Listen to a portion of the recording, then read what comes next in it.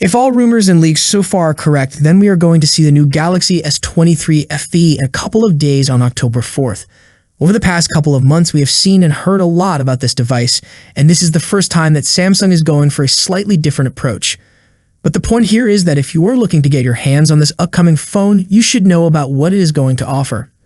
Now, looking at the Galaxy S23 FE, I don't really have much to complain about because so far the information that we have received does point towards the fact that this is actually an excellent phone.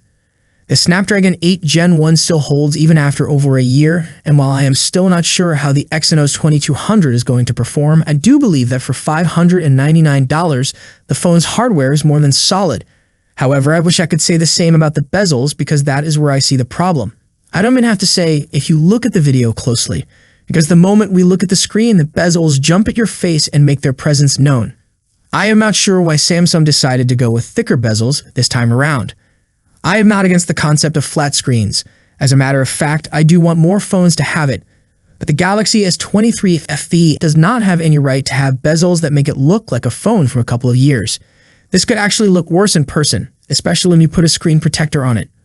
At the same time, I do admit that thicker bezels are not the end of the world, but it is worth noting that the Galaxy S23 FE is a phone that will start at $599, and it is from a company that is renowned for delivering cutting-edge products.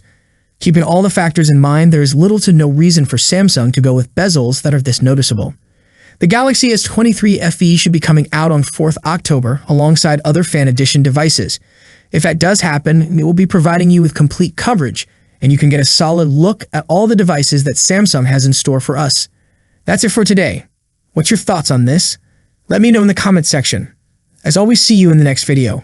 Peace out.